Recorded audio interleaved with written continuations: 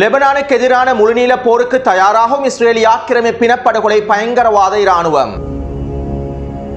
சிப்பாய்களுடைய பற்றாக்குறையை நிவர்த்தி செய்வதற்காக இஸ்ரேலிய ஆக்கிரமிப்பு இராணுவம் எடுத்திருக்கக்கூடிய இன்னும் ஒரு புதிய முயற்சி. பயங்கரவாத போர் அமைச்சரவை கூட்டத்தில் எடுக்கப்பட்டிருக்கக்கூடிய தீர்மானம். யெமனின் ஹைப்பர்சோனிக் பாலிஸ்டிக் ஏவுகணை தொடர்பான சில தகவல்கள். காசாவின் யுத்தகலமும் இஸ்ரேலிய ஆக்கிரமிப்பின் வான்வழி தாக்குதல்களும். யெமன் அன்சாருல்லாஹ் தலைமைகளுக்கு மறைமுகமான செய்தியொன்றினை அனுப்பிய அமெரிக்க ஆக்கிரமிப்பு.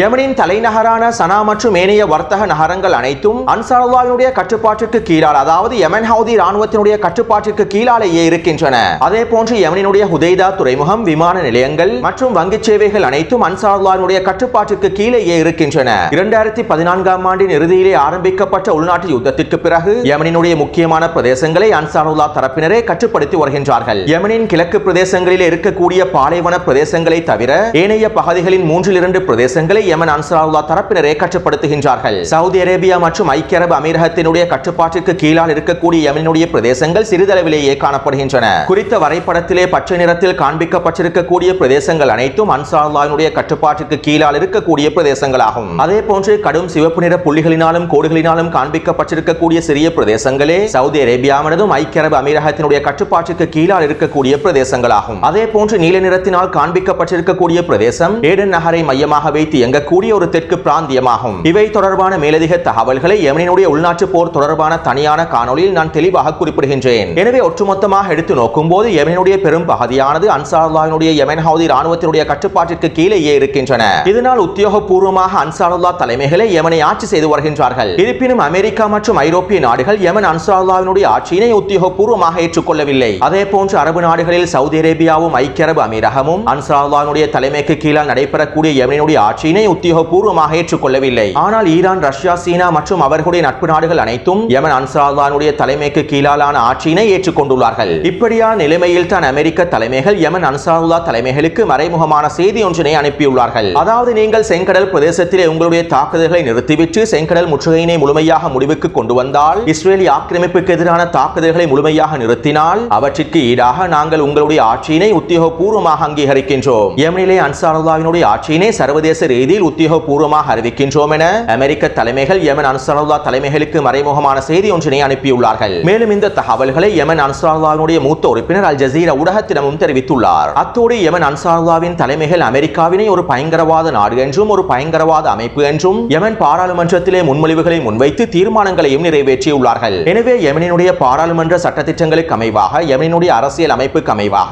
அமெரிக்கா என்பது ஒரு பயங்கரவாத அமைப்பாகும். இதனால் இந்த பயங்கரவாத நாட்டினுடைய பயங்கரவாத அமைப்பினுடைய அங்கீகாரத்திற்கு ஒரு பொழுதும் யெமன் தலைமைகள் அடிபணிய மாட்டார்கள். அது மட்டுமல்லாமல் யெமன் அன்சாருல்லாஹ் தலைமைகள் செங்கடல் பிரதேசத்திலே பலஸ்தீனிய மக்களுக்கு ஆதரவான தாக்குதல்களையும் நிறுத்தப் போவதில்லை. இஸ்ரேலிய ஆக்கிரமிப்புக்கு எதிரான முற்றுகையினையும் நிறுத்தப் போவதில்லை. அமெரிக்க ஆக்கிரமிப்பு தலைமைகள் சூழ்ச்சிகள் மூலமாகவும் தந்திரங்கள் மூலமாகவும் காய்களை நகர்த்துவதற்கு முற்பட்டாலும் அவற்றினை ஒரு பொழுதும் யெமன் அன்சாருல்லாஹ் தலைமைகள் ஏற்றுக்கொள்ளப் போவதில்லை. இவற்றினை அன்சாருல்லாஹ்வின் தலைமைகளை உறுதிப்படுத்தியுள்ளார்கள். அடுத்து யெமன் ஹவுதி ராணுவத்தினர் இஸ்ரேலிய ஆக்கிரமிப்பின் டெல்-அவீவ் பிரதேசத்தினை இலக்கு வைத்து மேற்கொண்ட ஹைப்பர்சோனிக் ஏவுகணை தொடர்பாக சில முக்கியமான தகவல்களை வெளியிட்டுள்ளார்கள். யெமனினுடைய இந்த ஹைப்பர்சோனிக் ஏவுகணையானது HM-2 என்கின்ற ஹைப்பர்சோனிக் ஏவுகணையாகும். தற்போது இந்த HM-2 என்கின்ற ஹைப்பர்சோனிக் ஏவுகணையை தான் பலஸ்தீன் 2 என்று பெயர் மாற்றம் செய்துள்ளார்கள். அத்தோடு ஹைப்பர்சோனிக் ஏவுகணைகள் ஒளியின் சத்தத்தின் வேகத்தை விட 3 தொடக்கம் 5 மடங்கு வேகத்தில் பயணிக்க கூடியதாகும். மேலும் பலஸ்தீன் 2 என்கின்ற இந்த ஹைப்பர்சோனிக் ஏவுகணையானது மேக் 16 வேகத்தினை கொண்டுள்ளது. அதாவது ஒரு மணித்தியாலத்திற்கு 11,800 மைல் தூரம் செல்லக்கூடிய வேகத்தினை தான் மேக் 16 வேகம் என்று அழைப்பார்கள். மேலும் இந்த ஹைப்பர்சோனிக் ஏவுகணையானது 2150 கிலோமீட்டர் வரை பயணிக்கக்கூடிய வகையில் வடிவமைக்கப்பட்டுள்ளது. இதனால் தான் இந்த ஹைப்பர்சோனிக் ஏவுகணையானது வெறும் 11.5 நிமிடங்களில் 2050 கிலோமீட்டர் தூரத்தினை கடந்து இஸ்ரேலிய ஆக்கிரமிப்பின் டெல்-அவீவ் பிரதேசத்தினை தாக்கியுள்ளது. அது மட்டுமல்லாமல் இந்த ஹைப்பர்சோனிக் ஏவுகணையில் இருக்கக்கூடிய இன்னொரு மிக முக்கியமான விடயம் என்னவென்றால், இந்த ஹைப்பர்சோனிக் ஏவுகணையில் ஸ்டெல்த் தொழில்நுட்பம் பொருத்தப்பட்டுள்ளது.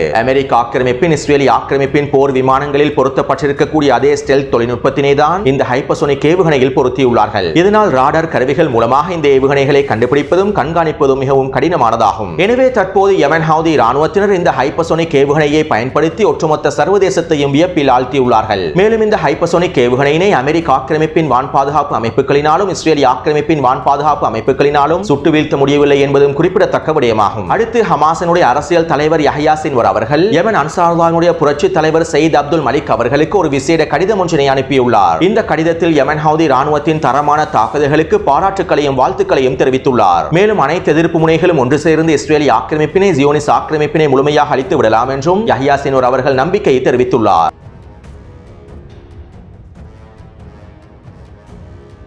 நாங்கள் வடக்கு பிரதேசத்திலிருந்து இடம்பெயர்ந்தவர்களை மீள குடியமர்த்தப் போகின்றோம். மேலும் இதனை நாங்கள் போரினுடைய புதிய இலக்காகவும் சேர்த்துக் கொண்டுள்ளோம் என நெட்டன்யாஹு ஊடகங்களிடம் தெரிவித்திருந்தார். இதைத் தொடர்ந்து நேற்றிரவு குறித்த தீர்மானத்தினை நிறைவேற்றுவதற்கான வாக்கெடுப்புகள் இஸ்ரேலிய ஆக்கிரமிப்பின் போர் அமைச்சரவையில் முன்வைக்கப்பட்டிருந்தன.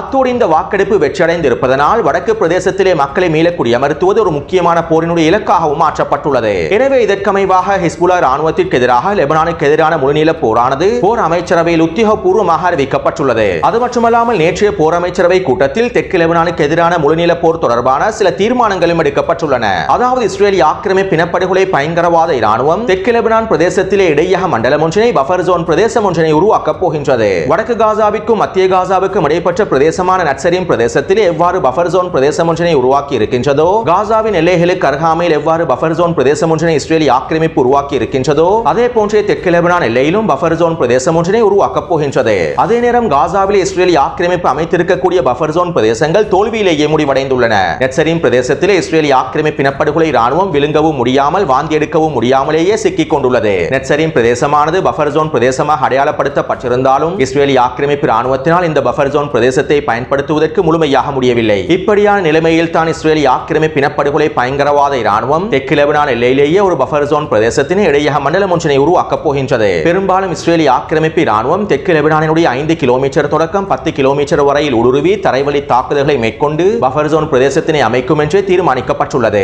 அது மட்டுமல்லாமல் இந்த பஃபர் ஜோன் பிரதேசமானது தெற்கு லெபனான் எல்லை முழுவதும் அமைக்கப்பட வேண்டும். குறித்த வரைபடத்திலே சிவப்பு நிற கோட்டினால் காண்பிக்கப்பட்டிருக்கக்கூடிய பிரதேசங்களுக்கு உட்பட்ட பாதிகள் அனைத்தையும் இஸ்ரேலிய ஆக்கிரமிப்பு இராணுவம் பஃபர் ஜோன் பிரதேசமாக மாற்ற வேண்டும். காசாவின் நிலப்பரப்பில் 12 கிலோமீட்டர் அகலமாக காணப்படக்கூடிய நெட்சரின் பஃபர் ஜோன் பிரதேசத்தையே இஸ்ரேலிய ஆக்கிரமிப்பினால் முழுமையாக கட்டுப்படுத்த முடியவில்லை. எனவே ஆக்கிரமிக்கப்பட்ட வடக்கு பிரதேசத்திற்கும் தெற்கு லெபனான் எல்லைக்கும் இடையிலே காணப்படக்கூடிய மிக நீண்ட பிரதேசத்தினை இஸ்ரேலிய ஆக்கிரமிப்பு ஒட்டுமொத்தமாக கட்டுப்பாட்டுக்கு கீழால் கொண்டு வருவது என்பதை கேள்விக்குரிய விடயமே. அடுத்து லெபனானுக்கு எதிரான முழுநீள போர் தொடர்பாக கலந்துரையாடல்களை மேற்கொள்வதற்காக அமெரிக்க தூதர் அமோஸ் இஸ்ரேலிய ஆக்கிரமிப்புக்கு வருகை தந்து இஸ்ரேலிய ஆக்கிரமிப்பின் இனப்படுகொலை பாதுகாப்பு அமைச்சருடன் கலந்துரையாடல்களை மேற்கொண்டுள்ளார். இதன்போது இஸ்ரேலிய ஆக்கிரமிப்பின் இனப்படுகொலை பாதுகாப்பு அமைச்சர் காலாண்ட் இவ்வாறு தெரிவித்துள்ளார். வடக்கினுடைய பாதுகாப்பை அதிகரிப்பதற்காகவும் வடக்கிலிருந்து இடம்பெயர்ந்த மக்களை மீள குடியமர்த்துவதற்காகவும் எங்களிடம் இருக்கக்கூடிய இறுதியான வாய்ப்பு இந்த இராணுவ நடவடிக்கைகள் தான். லெபனானுக்குள்ளே தரைவழி தாக்குதல்களை மேற்கொள்வதன் மூலமாகவே ஹிஸ்புல்லா இராணுவத்திற்கு எதிராக இராணுவ நடவடிக்கைகளை ஆரம்பிப்பதன் மூலமாகவே வடக்கு பிரதேசத்தினை எங்களால் முழுமையாக மீட்டெடுக்க முடியும் என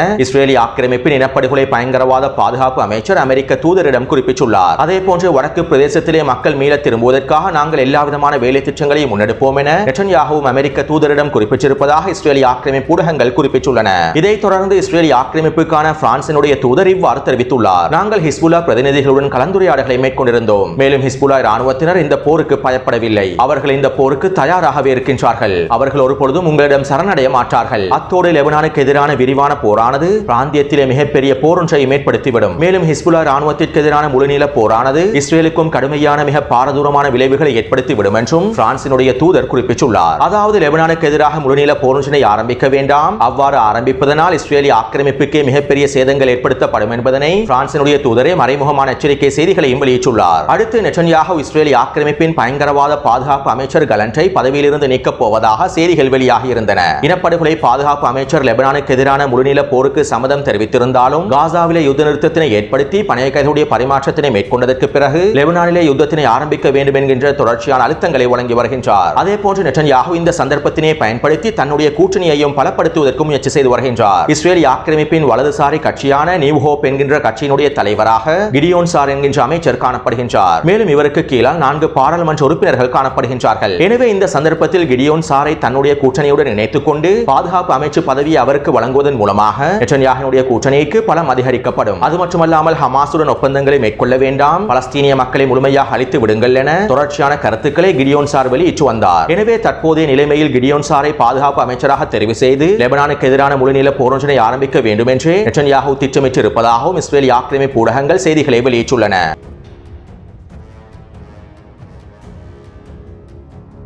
இஸ்ரேலி ஆக்கிரமிப்பு இனப்படுகொலை பயங்கரவாத இராணுவம் லெபனானுக்கு எதிரான முழுநீள போருக்கான தயார்படுத்தல்களை ஆரம்பித்துள்ளது. இதற்கமைவாக கடந்த 24 மணித்தியாலங்களுக்குள் இஸ்ரேலி ஆக்கிரமிப்பு இனப்படுகொலை இராணுவம் அதிகளவான அயன்டோம் அமைப்புகளை வடக்கு பிரதேசத்திலே களமிறக்கியுள்ளது. ஹிஸ்புல்லா இராணுவத்திற்கு எதிராக முழுநீள போரொன்றினை ஆரம்பித்தால் ஒரு நாளைக்கு மாத்திரம் ஹிஸ்புல்லா இராணுவத்தினர் ஆயிரக்கணக்கான ஏவுகணை தாக்குதல்களையும் ட்ரோன் தாக்குதல்களையும் மேற்கொள்ளலாம். எனவே இந்த ட்ரோன் தாக்குதல்களையும் ஏவுகணை தாக்குதல்களையும் தடுத்து நிறுத்துவதற்காகத்தான் இஸ்ரேலி ஆக்கிரமிப்பு இனப்படுகொலை இராணுவம் அவசரமாக தெற்கு பிரதேசத்தில் இருக்க அயன்டோம் அமைப்புகளையும் வடக்கு பிரதேசத்திலே களமிறக்கி வருகின்றது என இஸ்ரேலி ஆக்கிரமிப்பு ஊடகங்கள் செய்திகளை வெளியிட்டுள்ளன. உண்மையிலேயே இந்த செய்திகளை கேட்கும் போது சிரிப்பாகவும் வேடிக்கையாகவும் இருக்கின்றது. எதற்குமே உதவாத வயது முதிர்ந்த அயன்டோம் அமைப்புகளை இஸ்ரேலி ஆக்கிரமிப்பு இனப்படுகொலை இராணுவம் வடக்கு பிரதேசத்திலே நிலைநிறுத்தி வருவதனால் எந்தவிதமான மாற்றங்களும் ஏற்படுத்தப்பட போவதில்லை. ஒவ்வொரு நாளும் ஹிஸ்புல்லா இராணுவத்தினர் 30 தொடக்கம் 60 வரையிலான ஏவுகணை தாக்குதல்களை மேற்கொள்கின்றார்கள். மேலும் 5 தொடக்கம் 10 வரையிலான ட்ரோன் தாக்குதல்களை மேற்கொள்கின்றார்கள். ஆனால் இந்த ஏவுகணை தாக்குதலில் ஒரு சில ஏவுகணைகளை மாத்திரமே வயது முதிர்ந்த அமைப்புகளினால் சுட்டு வீழ்த்த முடிகின்றது.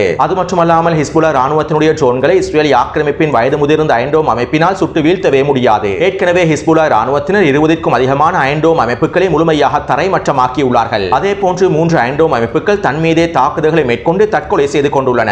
இந்த யுத்தம் ஆரம்பிக்கப்படும் சந்தர்ப்பத்தில் ஜியோனிஸ் ஆக்கிரமிப்பு நிறுவனங்களும் ஜியோனிஸ் ஆக்கிரமிப்புக்கு சார்பாக இருக்கக்கூடிய ஊடகங்களும் அயன்டோம் அமைப்புகளை தலையிலே தூக்கி வைத்துக் கொண்டாடினார்கள். உலகத்திலே இதைவிட பாதுகாப்பான வான் பாதுகாப்பு அமைப்பொன்று இல்லை என்று குறிப்பிட்டிருந்தார்கள். ஆனால் அலக்சா வெள்ளப்போருக்கு பிறகு இந்த அயன்டோம் அமைப்புகள் வெறும் பேப்பர் டோம்களாக மாறிவிட்டன. அடுத்து இஸ்ரேலி ஆக்கிரமிப்பில் மெர்காவா போர்த்தாங்கி வாகனங்களின் பற்றாக்குறையும் உச்சக்கட்டத்தை அடைந்துள்ளது. ஏற்கனவே காசாவின் யுத்த காலத்தில் பலஸ்தீனிய போராளிகள் மெர்காவா போர்த்தாங்கி வாகனங்களை கொத்து கொத்தாக தட்டி தூக்கிவிட்டார்கள். மேலும் பலஸ்தீனிய போராளிகளின் தாக்குதலினால் பல போர் வாகனங்கள் பகுதி அளவிலும் அளிக்கப்பட்டுள்ளன. எனவே இந்த போர்த்தாங்கி வாகனங்களுடைய பற்றாக்குறையை நிவர்த்தி செய்வதற்காக அமெரிக்கா $165 மில்லியன் பெறுமதி அளவிலான போர் வாகனங்களை களமிறக்கியுள்ளது. அது மட்டுமல்லாமல் பகுதி அளவில் சேதமடைந்திருக்கக்கூடிய மெர்காவா போர்த்தாங்கி வாகனங்களை சரி செய்வதற்காகவும் மெர்காவா போர்த்தாங்கி வாகனங்களின் உதிரி பாகங்களையும் களமிறக்கியுள்ளது. இருப்பினும் அமெரிக்காவுடைய இந்த உதவி கிடைக்க பெற்றாலும் தேவையான மெர்காவா போர்த்தாங்கி வாகனங்களை இஸ்ரேலி ஆக்கிரமிப்பினால் சரி செய்ய முடியாத நிலைமை ஏற்பட்டிருப்பதாகவும் இஸ்ரேலி ஆக்கிரமிப்பு ராணுவ ஆய்வாளர்கள் கருத்துக்களை வெளியிட்டுள்ளார்கள். அத்தோடு இஸ்ரேலி ஆக்கிரமிப்பு இனப்படுகொலை ராணுவம் காசாவின் களத்தில் இருக்கக்கூடிய மெர்காவா போர்த்தாங்கி வாகனங்களையும் வடக்கு பிரதேசத்தை நோக்கி நகர்த்தி வருவதாகவும் செய்திகள் வெளியாகியுள்ளன. கடந்த 24 மணித்தியாலங்களுக்குள் காசாவின் களத்திலே நிலை கொண்டிருக்கக்கூடிய அதிகளவான மெர்காவா போர்த்தாங்கி வாகனங்கள் வடக்கு பிரதேசத்தை நோக்கி நகர்த்தக்கூடிய காணொளிகளும் வெளியாகி இருந்தன. இதே போன்று இஸ்ரேலி ஆக்கிரமிப்பு ராணுவத்திலே சிப்பாய்களுடைய பற்றாக்குறை உச்சக்கட்டத்தை அடைந்துள்ளது. இந்த சிப்பாய்களுடைய பற்றாக்குறையை நிவர்த்தி செய்வதற்காக நெட்டன்யாஹு எடுத்திருக்கக்கூடிய முயற்சிகள் தொடர்பான தகவல்களை நேற்றைய காணொளியில் நான் தெளிவாக குறிப்பிட்டிருந்தேன். இதே போன்று இஸ்ரேலி ஆக்கிரமிப்பு இனப்படுகொலை ராணுவம் சில புதிய முயற்சிகளையும் எடுத்துள்ளது. அதாவது இஸ்ரேலி ஆக்கிரமிப்பு ராணுவத்தினுடைய கடற்படையிலே இருக்கக்கூடிய சிப்பாய்களை தரைப்படைக்கு மாற்றப் போகின்றார்கள். கடற்படையிலே இருக்கக்கூடிய சிப்பாய்களுக்கு பயிற்சிகள் வழங்கப்பட்டு அவர்களை தரைப்படைக்கு மாற்றப் போகின்றார்கள். மேலும் இஸ்ரேலி ஆக்கிரமிப்பின் உளவுத்துறையில் இருக்கக்கூடிய சிப்பாய்களையும் தரைப்படைக்கு மாற்றப் போகின்றார்கள். அது மட்டுமல்லாமல் இவ்வாறு கடற்படையினருக்கு தரைப்படை பயிற்சிகள் வழங்கப்பட்டு அவர்களை காசாவின் யுத்த களத்தில் களமிறக்கப் போகின்றார்கள். மேலும் தற்போது காசாவில் இருக்கக்கூடிய சிப்பாய்களையும் இஸ்ரேலி ஆக்கிரமிப்பு ராணுவத்தினுடைய தரைப்படைகளையும் ஹிஸ்புல்லா ராணுவத்திற்கு எதிராக போரிடுவதற்காக வடக்கு பிரதேசத்திலே களமிறக்கப் போகின்றார்கள். இன்னும் ஒரு விதத்தில் குறிப்பிடுவதாக இருந்தால் காசாவின் யுத்த களத்திலே புதிய பலியாடுகளை களமிறக்குகின்றார்கள். மேலும் காசாவின் யுத்த களத்திலே உயிர் தப்பிய பலியாடுகளை ஹிஸ்புல்லா ராணுவத்திடம் பலி கொடுக்க போகின்றார்கள். அத்தோடு இந்த தகவல்கள் மூலமாக தரவுகள் மூலமாக இஸ்ரேலி ஆக்கிரமிப்பு இனப்படுகொலை ராணுவத்தினுடைய பலவீனத்தினை எங்களுக்கு தெளிவாக புரிந்து கொள்ளலாம். அதாவது இஸ்ரேலி ஆக்கிரமிப்பு இனப்படுகொலை பயங்கரவாத ராணுவத்தினால் பல முனைகளில் ஒரே நேரத்தில் போரிட முடியாது. காசாவின் யுத்த களத்திலே முழுமையாக தரைவழி தாக்குதல்களை மேற்கொள்ளும் சந்தர்ப்பத்தில் ஹிஸ்புல்லா ராணுவத்திற்கு எதிராகவும் போரிட முடியாது. இதனால் தான் இஸ்ரேலி ஆக்கிரமிப்பு இனப்படுகொலை ராணுவம் காசாவின் யுத்த களத்திலே தரைவழி தாக்குதல்களில் இருந்து பின்வாங்கிவிட்டு ஹிஸ்புல்லா ராணுவத்திற்கு எதிரான முழுநீள போருக்கு தயாராகி வருகின்றது. அது மட்டுமல்லாமல் பல பற்றாக்குறைகளுக்கு மத்தியிலேயே இஸ்ரேலி ஆக்கிரமிப்பு இனப்படுகொலை ராணுவம் ஹிஸ்புல்லா ராணுவத்திற்கு எதிரான முழுநீள போரொன்றையும் ஆரம்பிக்க போகின்றது. அதே நேரம் ஹிஸ்புல்லா ராணுவத்தினர் அதிநவீன ஆயுதங்களுடனும் இன்னும் பயன்படுத்தாத மிக முக்கியமான ஆயுதங்களுடனும் இஸ்ரேலி ஆக்கிரமிப்பு சிப்பாய்களுக்காக காத்துக் கொண்டிருக்கின்றார்கள். இஸ்ரேலி ஆக்கிரமிப்பு சிப்பாய்களையும் போர்த்தாங்கி வாகனங்களையும் கொத்து கொத்தாக தட்டி தூக்குவதற்காக ஹிஸ்புல்லா ராணுவத்தினர் காத்துக் கொண்டிருக்கின்றார்கள்.